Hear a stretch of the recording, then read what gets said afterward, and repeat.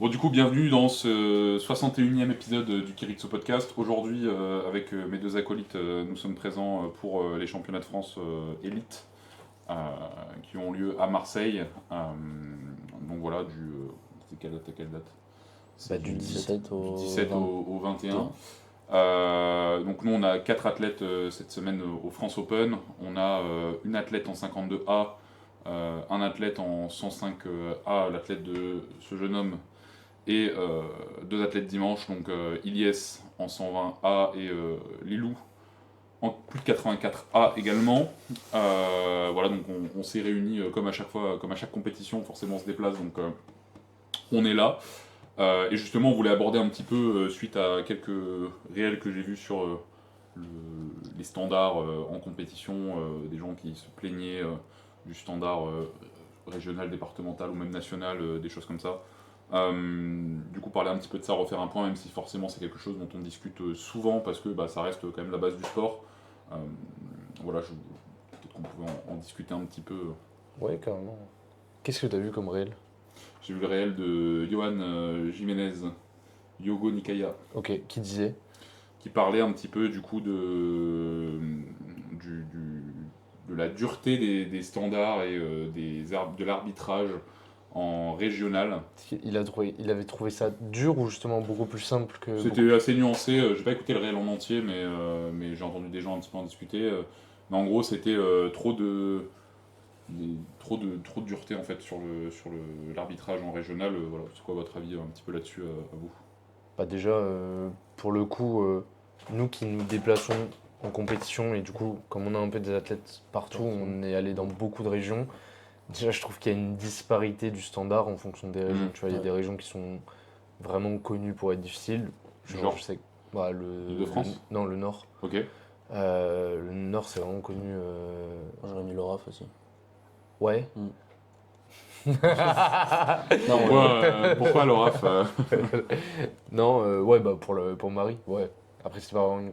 non, c'était un vraiment- mythe, mais même au-delà de ça, Lyon-Port mythe, Ouais, c'est dur. c'est Ok, assez. ouais. Ouais. Ouais, il y a vraiment des régions qui sont vraiment très dures et à l'inverse, t'as des régions, c'est beaucoup plus souple, je trouve. Euh, mais je pense que c'est le premier problème, quoi. C'est que du coup, Une t'as une disparité, disparité ouais. ouais, entre les régions. Et du coup, tu as une disparité aussi, je trouve, entre national et régional, tu vois. Mm.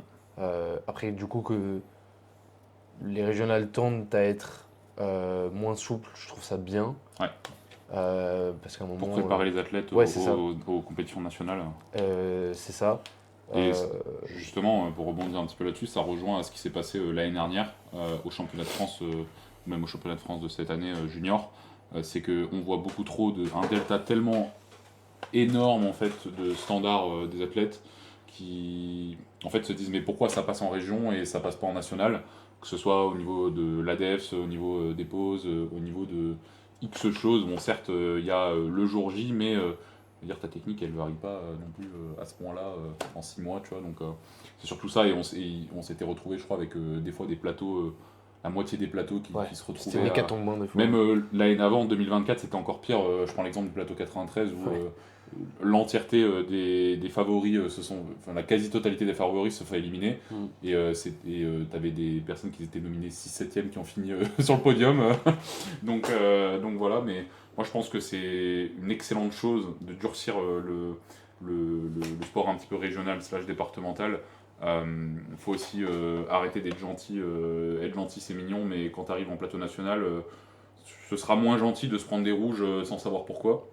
C'est même pas tant durcir, c'est juste. Être. Juste. Ouais, c'est ça, juste. Après, moi, le problème que j'ai un petit peu, c'est qu'en tant que coach, c'est que j'ai l'impression que des fois, c'est durci, mais Bon sens. pas dans le sens du règlement, tu vois. Ouais. C'est-à-dire, il y a des trucs qui sont.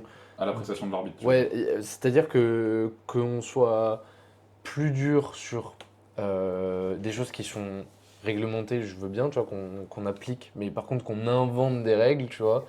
vois. Du genre. Bah, je sais que moi j'ai déjà eu l'exemple pour un bench par exemple, genre de pas avoir le press parce que par exemple, l'arbitre central estimait que La barre il y était avait, instable. non, qu'il n'y avait pas la def des coudes. Alors que Ouais. normalement, si t'as pas la def, t'as le press, mais on te met Hmm. rouge pour def. Comme au squat, enfin, Ouais. il n'y a pas de press, mais je veux dire, Ouais, non, mais je on, vois. on te met un rouge, mais le squat, tu l'as quand même fait, tu vois. Ouais, ou comme c'est pas lock au terre, bah tu donnes le down. Si le mec n'est pas lock, il est pas Mm. lock. Ouais, voilà, c'est Et Ouais, ça. tu t'attends prends. pas une heure, Ouais, c'est t'attends ça. pas une heure, ouais. Et du coup, ouais, des fois, je trouve que, pareil, bah, la pause au bench, je trouve que c'est une règle, mine de rien, qui est pas si compliquée, mais qui est mal comprise. Tu vois, j'ai l'impression qu'il y a dans la tête de certains des standards de temps à passer sur la pause, Ouais. alors que des fois, je comprends pas, t'as des athlètes, ils ont des pauses, les mecs, ça tremble dans tous les sens, ils ont un press hyper rapide, alors que eux, pour le coup, ils pourraient se manger un 3 CT, même un 4, tant que la barre Tu sais, est. t'as l'impression des fois, plus l'arbitre a l'impression que la barre est dure, plus il va être. Ouais, Et ça me fait rejoindre un petit peu le podcast qu'on a écouté sur Eliam et Corentin Clément, où justement, à un moment, Corentin Clément dit bah, les standards sont pas forcément binaires et c'est vachement objectif slash subjectif, tu vois, Mhm. mais et j'étais pas vraiment pas d'accord avec ça, moi, Ça ou sur le B. fait que ça, justement, ça devrait être binaire et purement de l'application pure en fait mais de la règle. mais tu vois. moi, Soit A ou je soit suis. B. Ouais. Bah ouais, mais le problème, c'est que dans le règlement, il n'y a rien de soit A ou soit B, tu vois. Parce qu'en fait le règlement, il est précis sans lettres. Parce que c'est des trucs Sur qui. certains points. Genre, il y a- par exemple, sur la depth, tu l'as ou tu l'as pas, tu vois. Mm. Oui, l'adepte, tu l'as ou tu l'as pas. Même si tu sais très bien qu'en fonction des athlètes, genre, en fonction de tes leviers, en fonction de comment tu remplis tes leviers, etc., genre, la perception, elle peut être un peu différente. Je suis d'accord. La Mais après. perception peut être différente, mais je prends l'exemple, mais géométriquement, sur un squat, Oui, ton creux de hanche ne passe pas sous le haut de ta rotule, t'as la def ou tu ne l'as pas, tu vois. oui, je suis d'accord. Mais je veux dire, il y a des standards, par contre, qui sont subjectif dans le sens où tu regardes, par exemple, là, il y a Juliette qui passe vendredi, elle est en moins de 52, elle bench 100 kilos. Euh, des fois, elle prend des pauses très longues, soi-disant parce qu'elle est pas stable, mais en fait, c'est juste qu'il y a 2 fois son poids de corps dans ses mains, Donc la donc barre, elle tremble en fait dans tous nécessairement, les elle sens. tremble parce qu'il y a 100 kilos dans ses mains pour un gabarit de 50 kilos, tu vois.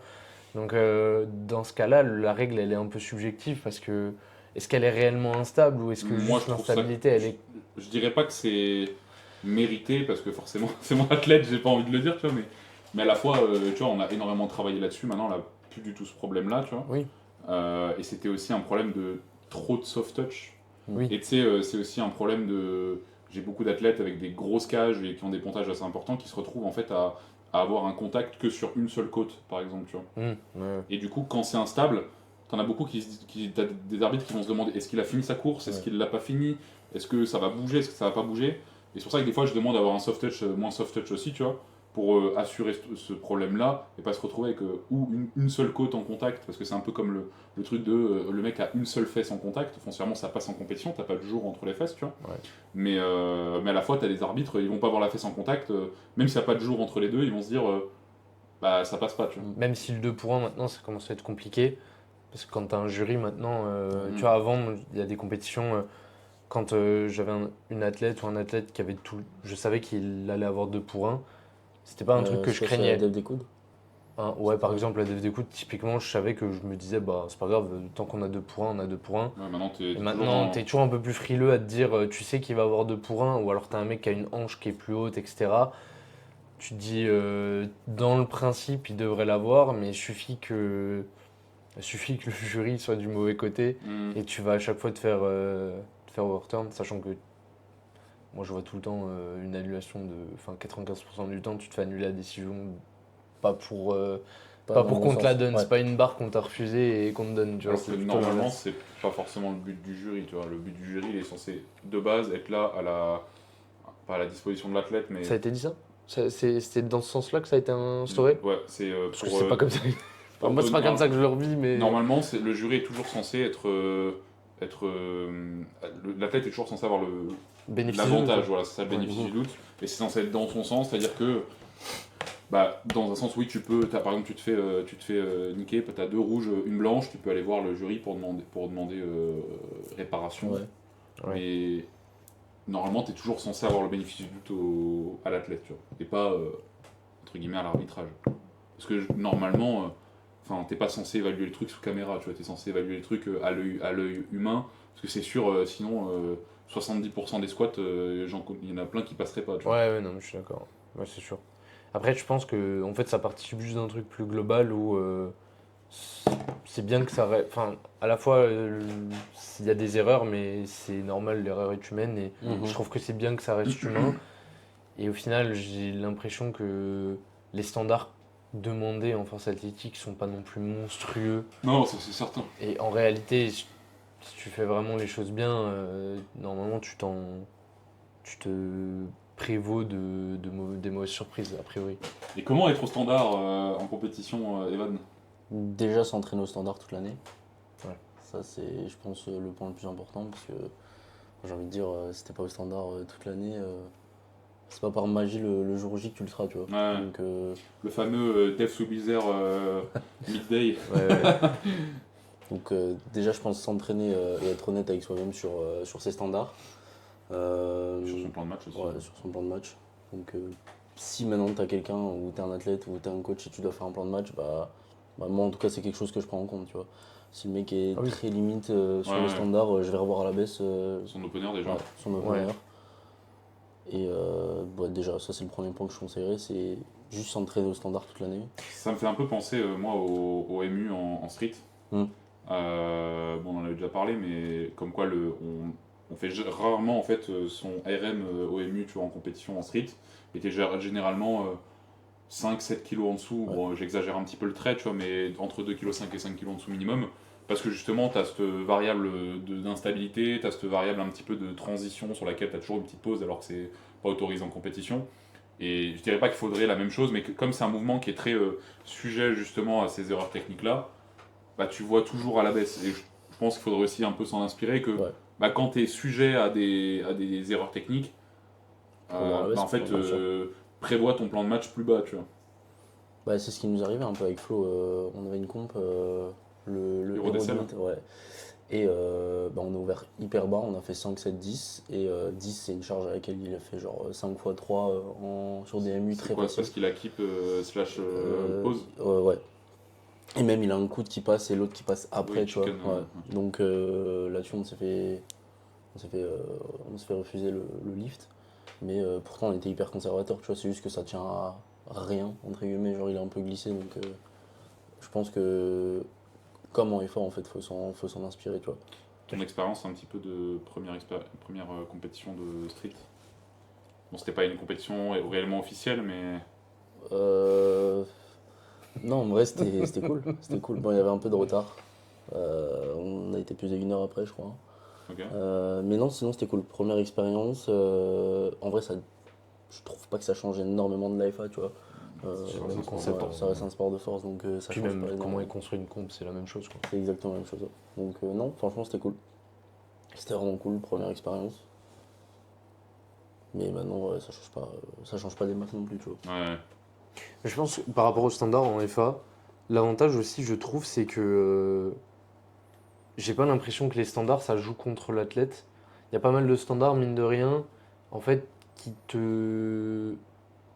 tu orientes ton lift autour du fait d'être au standard, tu orientes aussi ton lift autour d'être performant, tu vois. Ouais, je suis d'accord. A priori, si tu as une position au squat qui t'empêche d'aller à la devs, par exemple, c'est que tu as aussi une position qui t'empêche d'être performant, tu vois. Typiquement, si tu as une stance qui te permet pas de descendre, c'est que tu as une stance qui te permet pas d'être mobile, tu vois. Donc, t'es pas dans une position qui te permet de produire de la force non plus. Bon, après, tu peux contrecarrer ça aussi avec la position de la barre dans le dos, tu vois. Oui, non, mais je prends l'exemple de la stance, mais je veux dire, a priori, être au standard, tu vois, par exemple, faire sa pose au bench, c'est aussi quelque chose qui te permet de voir si tu es dans une position qui te permet de faire une pause, donc d'être mobile. J'emmerde. Non, mais un extrait de son bench. Non, mais tu vois, il y a ça, pareil, si tu n'arrives jamais à lock ton terre, c'est qu'a priori, ta position de départ, elle est potentiellement à chier, donc elle te permet pas de produire de la force. Donc en fait, je trouve qu'au final, s'entraîner au standard, c'est aussi ton meilleur allié pour trouver une position dans laquelle aussi tu es à même de produire de la force, tu vois. Donc je pense que c'est pas un truc. Je pense qu'il y a beaucoup d'athlètes qui voient ça comme une contrainte, quelque chose qui va leur faire perdre des kilos, tu vois. je prends l'exemple, sur le bench, je prog un touch and go, je suis sûr que 90% de mes athlètes ont Sont sous-perf moins forts. Ouais, exactement. en touch and go, de par, bon, s'il y a une part d'adaptation, c'est comme tout, hein, mais de par en fait la stabilité que procure la pose aussi, C'est trop et incertitude, tu vois. ouais, Là, le côté hasard un peu que t'as sur le renvoi de ta barre. c'est Ouais. ça, parce que la plupart vont y aller comme des bourrins en fait, donc forcément ça aide pas quoi. Voilà, je pense qu'on a fait le tour un Ouais, petit peu ouais. sur les standards. Tu voulais ajouter quelque chose? Non. Entraîner au standard. Voilà. Moi, je voulais parler un petit peu, pour suivre à ça, ce que vous pensiez un petit peu du travail spécifique du grip. Comment renforcer, quand on a tendance à avoir donc le grip qui lâche, que ce soit sur du terre ou toute autre chose, hein, peu importe, même si c'est le terre où ça importe le plus. Comment le renforcer? Est-ce que faire par exemple des wrist curls, des choses comme ça, est-ce que pour vous c'est intéressant? Moi, a priori, Faut que tu rigoles.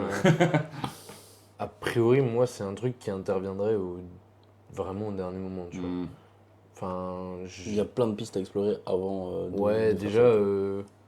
enfin, est-ce que tu utilises, enfin, c'est con, est-ce que tu utilises la magnésie? Parce que mine de rien, enfin, à partir d'un niveau un minimum avancé, Avancé. la majorité des athlètes le font. Mais moi, j'ai encore des athlètes qui sont giga rigides sur le fait d'utiliser de la magnésie quand c'est des barres qu'ils arrivent à faire sans. Ouais, du talc. Utiliser du talc, tu vois, quand SO Clément. SO Clément, vraiment. Je le harcèle avec ça, mais. Genre des mecs qui me disent, bah en vrai, j'ai pas besoin de talc à cette barre, tu vois. Et alors qu'en fait, c'est beaucoup plus confortable. Moi, j'en remets 120. Et je pense qu'il y a ça. Et après, c'est aussi la manière dont tu tiens ta barre, c'est le premier truc. La position, enfin, la Ouais, position si de t'es ta en, main, si t'es en sumo, c'est jouer aussi sur la position de tes mains pour Mhm. voir si au final, est-ce que t'as un mauvais grip ou est-ce que juste ta main en frottes, pronation, elle frotte vachement contre ta cuisse. Est-ce que si t'inverses pas. T'es juste pas sur le knurling aussi, tu vois. Ouais, après il y a aussi si t'es dans une barre enfin sur une barre de salle commerciale, tu vois, il y a des très vieux basic fit. Je peux C'est vrai. pas gripper une Ouais, barre ouais, ça dessus. c'est que Ouais. t'as beau avoir un bon grip, t'arrives, la barre elle est Comme ça. plus fine Ouais. qu'une barre de power et en plus de ça, la barre elle a 8 ans, elle est giga lisse. Bah là tu sais que, Compliqué. ouais c'est ça, même si t'as un bon grip, Même la santé de tes mains aussi, tu vois. Je sais que j'ai des athlètes en hook qui ouais, ça. s'obstinent à vouloir hook toute la semaine, peu importe, Qui peu s'obstine à importe le vouloir format, hook tu tout vois. court. Ouais. T'en as des fois, ils veulent Oui. hook, je ne comprends pas pourquoi, alors que foncièrement, ils auraient le même résultat en mix. Bien Ouais, sûr, ou s'il n'y a alors, pas d'implication technique ou alors derrière. même au-delà de ça, quand tu parles de santé de ses mains, mais c'est juste prendre soin de ses mains. Tu vois, Prendre t'as des soin de ses mecs mains. Ouais. qui ont tendance à avoir des mains qui s'ouvrent un peu. Ils savent que c'est récurrent. Pour autant, chez eux, ils sliment pas les cales, ils mettent pas De crème. de crème. Et bah là, encore une fois, en tant que coach, t'es toujours un peu dans le truc de te dire, je peux rien y faire. Tu vois, Si genre, tu là, fais pas ça, ça changera pas. Ouais, bien ouais, sûr. c'est ça. Donc c'est toujours un peu ce truc-là. Mais moi, vraiment, déjà, j'ai pas de. Je sais pas si vous avez déjà eu un mec qui avait des problèmes de grippe de façon vraiment récurrente. Non. Oui, Ouais, moi ça m'est jamais arrivé. Un mec, IDF. Ça a apparu comme ça. Des fois, ça apparaît. En fait, il n'y a pas de problème. Mm. Puis du jour au lendemain, tu commences à lâcher des barres à 2,50 alors que tu as un max à 300, tu vois. Ouais. Donc, bah, je veux dire, forcément, il y a plein d'applications autres que juste le fait d'avoir des avant-bras forts. Le classique, juste, c'est comme, en fait, c'est comme tout. Tu peux ne pas avoir suffisamment de fatigue sur la zone pour être performant. Tu peux juste être trop fatigué aussi, trop nerveusement pour être performant. Donc, il faut aussi arriver à bien manager ça. Bien manager au niveau des formats aussi, potentiellement, si tu as toujours tendance à lâcher sur tes primaires, mais que sur les secondaires ça tient, peut-être que juste en fait tes formats sont trop taxants sur ton secondaire et que du coup tu es incapable en fait de tenir ta barre sur le primaire parce que ton grip est trop Entamé, fatigué. C'est un équilibre un petit peu à trouver. C'était le cas d'Iles. C'était ça. Ouais, bon, ça continue de lâcher. Je comprends toujours pas pourquoi ça lâche alors que foncièrement c'est vrai qu'il a jamais eu de problème avant. il y a eu le problème, tu vois. Bon, on a bien bossé dessus. Avant, il lâchait à 2,70, tu vois. Maintenant, il arrive à relativement tenir des 305, 310. Après, Elias, c'est vachement relatif aussi au fait qu'il soit pas nécessairement gifted pour deadlift très lourd et qu'il est, de par sa position, genre. Oui, oui, donc il frotte très haut Il sur ses frotte très cuisses. haut sur ses cuisses et. Ouais, mais à la fois, ça a toujours été le cas, tu vois. Oui, non, mais ça, je suis d'accord aussi, tu vois. Mais après, par rapport au travail du grip, moi, il y a. Enfin, la raison pour laquelle, genre, je vois pas ça comme une solution, c'est même purement l'aspect de. Quand tu travailles ton grip, tu es très actif au niveau de la poigne, alors que ce qu'on essaye C'est pas le même d'imaginer. régime de contraction en fait. Ouais, ce qu'on essaye. Mais même au-delà de ça, genre, c'est même pas ce qu'on essaye d'enseigner, tu vois. Tu dis jamais à ton athlète de serrer sa barre, tu vois. Mm. Genre, j'ai pas l'impression qu'au deadlift, tu serres réellement la barre. Donc, a priori, je suis pas certain que t'es jamais, en fait, t'es jamais au max de ta force de préhension, tu vois. Donc, c'est augmenter ta force de préhension n'a pas, a priori pas de sens parce que c'est pas ce qui T'iras te jamais au limite, maximum de tu ta vois, force de à tenir ta barre, tu vois. Ouais, après, t'as des contre-exemples, tu vois. Je prends l'exemple de Clément, tu vois. Ouais. Qui? Clément Fou. Ouais. Il a une force de préhension de débile mental, à la fois est-ce qu'il a déjà lâché sa barre, tu vois. Et il est capable de tirer des barres de zinzin en double prona, par exemple, tu vois. Oui. C'est un contre-exemple aussi, tu vois. Il a une force de préhension assez importante. Et ça augmente, en fait, je pense, la limite haute de son. Ouais. Mais tu vois, typiquement, ses hanches sont beaucoup plus un facteur limitant Oui, oui. que son grip. Mais oui, mais après, lui, c'est un peu. C'est vraiment particulier, tu vois, parce que même, tu vois, Clément, typiquement, tu fais bosser le grip à n'importe qui, personne n'a. Enfin, tu vois, je pense qu'il a des prédispositions de. Oui, oui, c'est certain. Je suis pas certain qu'avoir des niveaux de préhension comme Clément soit foncièrement utile, tu vois.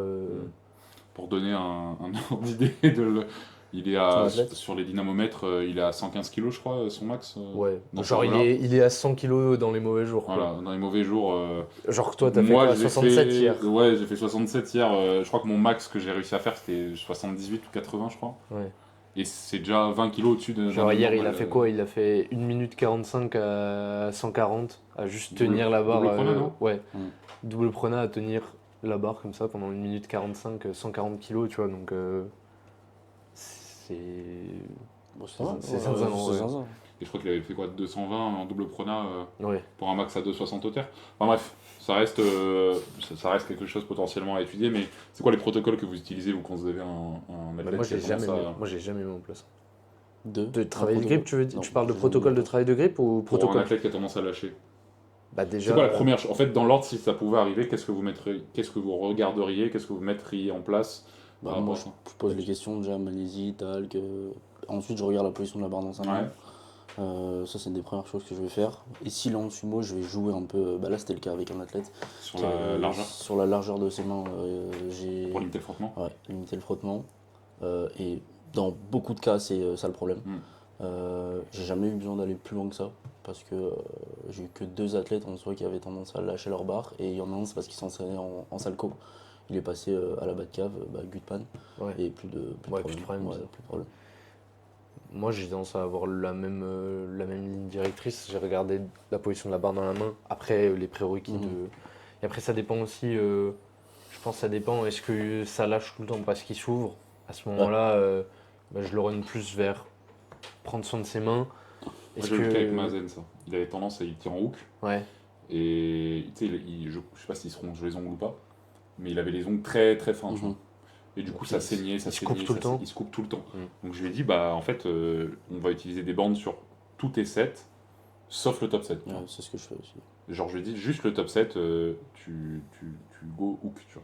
On s'en branle parce que dans tous les cas, ça reste de la double prona. Donc foncièrement, il n'y a pas tant de changement de position que ça. Il faut juste travailler aussi sur la position de la bande de tirage parce que c'est pas la même chose de tirer en bande de tirage. Bon, maintenant, il a plus de problème. Pourquoi, je sais pas, mais il se coupe plus. Mais, mais ouais, déjà, ça, c'est le premier truc. Moi, je suis d'accord, c'est position de la barre dans la main, déjà. Si le mec n'utilise pas de talc. Enfin, moi, je comprends pas, en fait, qu'on se rende pas compte de l'utilité démentielle du talc. Vraiment, je pense que sur une même série, genre de 3 reps, je perds 40 kilos sur mon max. Tu vois. Ouais. Genre, vraiment. Surtout que c'est- je comprends pas parce que le jour J, tu mets du talc. Donc pourquoi t'en mets pas toute l'année Ouais. en fait? Ouais. Parce que le jour J, tu vois bien que Moi, c'est un Clément, je le intérêt, harcèle, tu hein. vois. Clément, je crois que depuis que. Je sais quoi, je le vois faire ses séries sans talc, je lui dis, mais Clément, t'es un débile ou. Genre, vraiment. Après, il y a un truc aussi qu'on n'a pas abordé, mais c'est peut-être aussi juste tester. Tu mixes, tu hook. Bah, Ouais. et Moi, tu généralement, hook, tester le mix aussi, tu vois. 100% du temps, je conseille le mixte. Ouais. Et le hook que dans des problématiques de position, notamment en sumo. Je suis d'accord. Ouais. Voilà. Parce que ça permet de se verticaliser peut-être un peu mieux, de moins avoir une épaule plus en avant qu'une autre. et donc d'avoir une meilleure position générale, moins avoir de frottement aussi, la main qui s'ouvre, moins avoir de torsion aussi sur le sumo. Moi, si je devais faire un travail de grip, honnêtement, je pense que je ferais juste du long haul, hein. Genre, je ferais un truc vraiment très spécifique. Moi, Tu vois. je- Ou alors un truc comme Clément, il fait, tu vois, juste, mais. Moi, des fois quand j'ai. Ah, le long hold qu'il a fait, ouais. Ouais. Ouais, des fois, moi, je mets un peu de farmer walk ou des farmer C'est ce hold. que j'allais dire du farmer carry, ouais. Des farmer hold. En fait, ça dépend pourquoi. Si c'est purement. Si tout est en place, en fait. Si t'as déjà tout check. J'ai déjà tout check.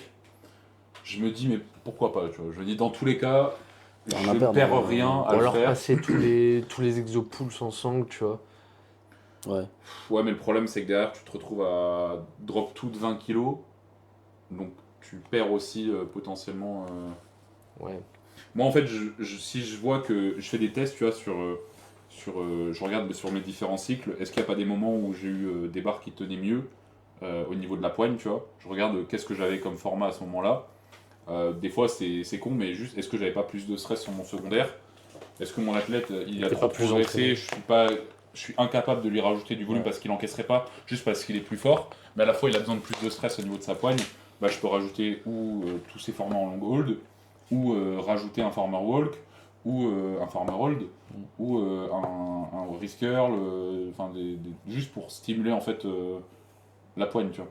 Est-ce que genre il se tabasse pas trop sur les jours qui précèdent? Ouais. Genre s'il a son squat par exemple avant son terre, tu vois, genre un jour avant, il peut juste nerveusement être trop rincé pour pouvoir encaisser le truc. Et ça se remarque notamment quand il arrive faire des tests par exemple à dissocier les fins de bloc, tu vois. Ah oui, ouais. Faire S2, deadlift, S4, squat par exemple, ou S3, S4, peu importe. Après, je trouve que là, du coup, honnêtement, ça concernerait genre 0,5% des athlètes, tu vois. Ouais, mais c'est un cas Ouais. possible, tu vois. Et après, en dernier, vraiment, si je remarque qu'il y a vraiment des problèmes, tu vois. Encore une fois, ça dépend ce qu'on appelle des problèmes. Moi, j'ai eu le cas avec Juliette, enfin, pas forcément de problème de grippe, mais juste bah, quand elle grind longtemps, parce que bah, le bench en KO, donc forcément, elle n'a pas des bras de 5 mètres. Donc elle lock vraiment en sumo dans ses cannes, genre c'est au niveau des hanches, tu vois. Bon, elle tire quand même 160, mais elle me dit ouais, j'en ai marre que ça lâche à 160, tu vois. Je dis ouais, mais 160 c'est 103% de ton max, tu vois. Ouais, mais après, dans son cas, en fait, c'est un peu le. En fait, ça sera toujours son facteur limitant. C'est ce Tu que vois, je il y a, dis, il y a mais des personnes. c'est pas un problème de grippe à partir du moment où ça lâche quand t'es sur du supra-maximal en fait. C'est juste que bah, t'as des gens qui vont avoir une problématique de lock, ils seront, enfin, des problématiques de démarrage parce qu'ils vont défixer, ou des problématiques de lock parce que les lombaires sont pas assez forts, ou des problématiques mais que ça arrive que si ça arrive sur des charges qui sont Ouais. extrêmement lourdes. C'est pas un problème, c'est un problème quand ça arrive sur des charges qui sont moindres, genre entre 85 et 100%, tu vois. Genre là, son facteur à mi-temps, c'est juste la charge en elle-même, c'est pas. Après, c'est Juliette, ça, elle a plein de trucs qui jouent en sa défaveur. Tu vois, c'est qu'elle a. Du coup, forcément, elle a une morpho pour être très bonne au bench. Donc, forcément. Elle fait 1m48, donc Elle a des énormes cuisses, elle a des petites mains, aussi, je pense, ouais. elle a des bras qui sont courts, donc forcément, genre tout ça, ça vient Ouais, aussi. c'est un tout quoi. C'est un panier un peu qui joue pas en sa faveur, tu vois. Mais après, il y a aussi le truc de simplement se demander est-ce que c'est ponctuel ou pas. Moi, typiquement, la semaine dernière, j'ai une athlète qui était malade. Genre, elle a fait low grip.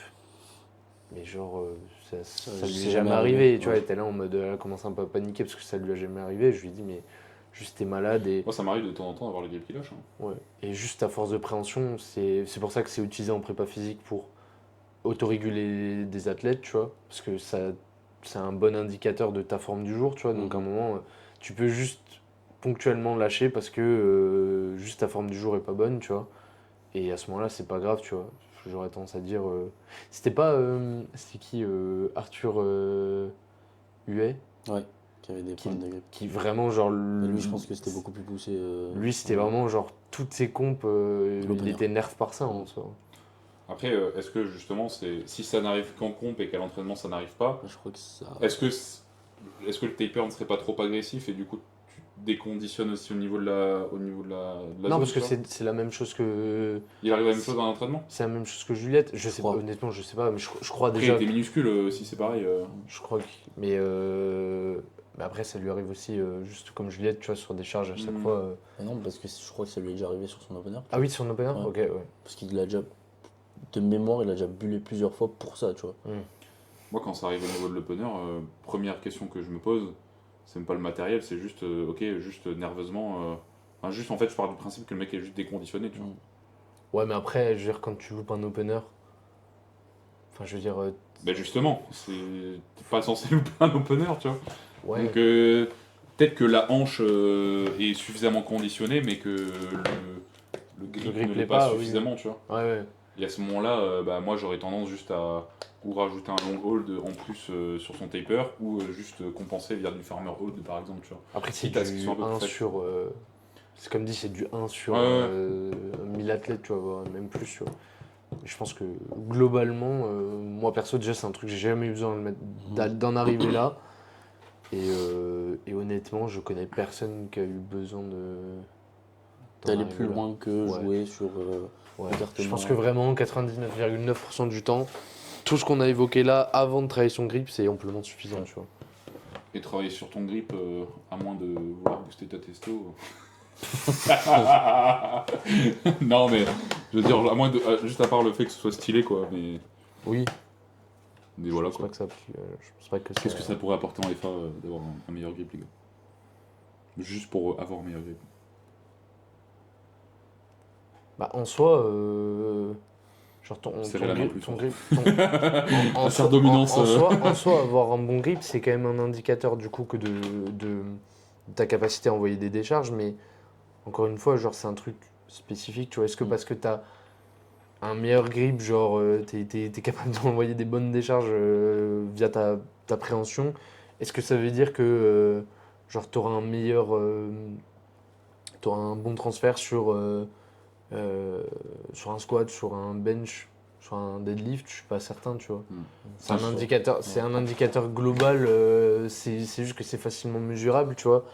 Mais Transfert. est-ce que ça se développe de façon générale quand tu travailles spécifiquement ton grip?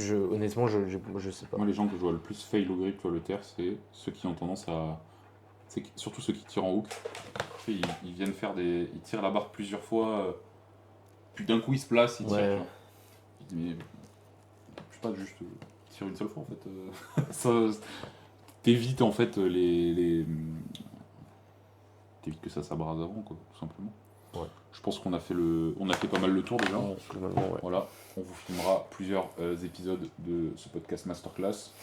On a encore plein de choses à traiter. N'hésitez pas, si jamais vous voulez qu'on aborde certains sujets, petit DM à chacun de nous ou sur le compte Kiritsu. Si jamais, pareillement, vous êtes intéressé pour vous faire coacher par l'un de nous trois directement en bio, donc sur le formulaire, ou encore une fois, nous DM chacun.